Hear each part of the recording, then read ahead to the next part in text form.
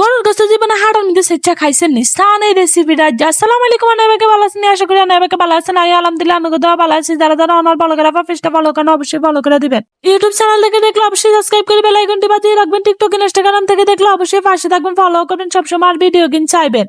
প্রথমে এই গোস্ত কান্ডে ভালো মতন কুটে কেটে লইতেছি। কুটে কেটে লাগানো হলে আবার হাড়ার মধ্যে দিয়ে দিলাম এক কান করে গোস্ত দিয়ে কিন্তু আবার সেচ্চা লইতে হবে। এক কানটা সুন্দর করে সেচ্চা লইতে হবে। আমি এক কান করে সুন্দর করে সেচ্চা লইতেছি। সেচ্চা লাগানোর হলে আবার ব্যাগকানি শেষনো আকবেরম করে কিভাবে ব্যাগগুন চেষ্টা হইব।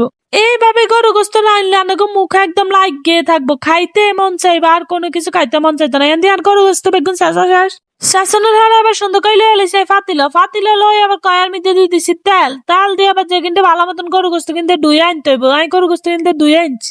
ধুয়ে আনি আবার সুন্দর করে দিয়ে দিছি তেলের মধ্যে, গরম তেলের মধ্যে কিন্তু দিয়ে দিতে হইব। আমি গরম তেলের মধ্যে দিয়ে দিছি। আবার কিন্তু একটু সুন্দর করে লাড়াচাড়া করে দিতে হইব।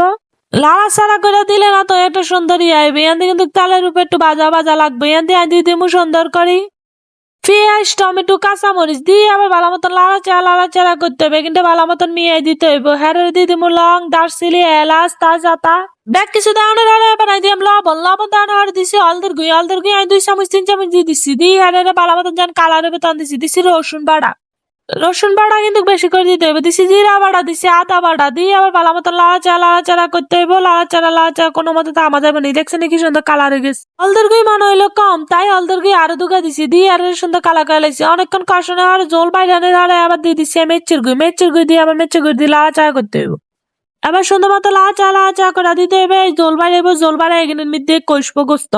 এইভাবে আনারা গরু গোস্ত খাইছেন নি? নিজের মন মতো করে রান্দা নতুন একটা রেসিপি বানিয়ে লাইছি। আনারা ভাবে রান্দা কিন্তু নতুন রেসিপিটা খাইতে হারে না। এবার আইলিয়া দিছি আলু কিন্তু ছোট করে আগে কাটটা রাখছি। কাটটা রাখি আবার এগিনের লগে দিয়া দিস।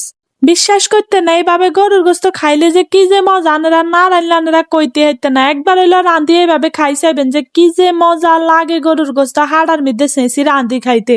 এন দিয়ে আলু কিন হিদ্দ আনলাই আর গোস্ত কিন হিদ্দ আনলাই থুই দিছি। এখানে আবার ভালো মতন হিদ্দ চুলার মধ্যে আগুন দিয়ে দিছি। আগুন দিয়ে আবার অনেকক্ষণ হরে পানি দিয়ে দিছি, কারণ কষণ লাগবো তো। গরু গোস্ত তো বেশিক্ষণ কষতে হয়।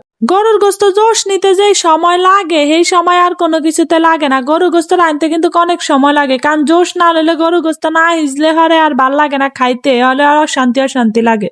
এবার আর আপনারা দেখেন আর রান্না শেষে কালারটা কি আইছে, এমনকি তরকারিটা কি রান্না করে একটু চামচ দিয়া দেখাই দিতেছি। দেখছেন নি কি যে মজার একটা খানা। আপনারা এরকম ভাবে রাঁধি খাইছাইবেন।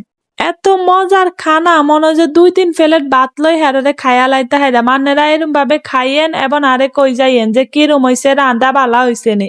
আর আপনারা বাকি আর ভিডিও দেখলো গিলে জানি লাইক করেন না, পাশে থাকতেন না। আপনারা পাশে না থাকলে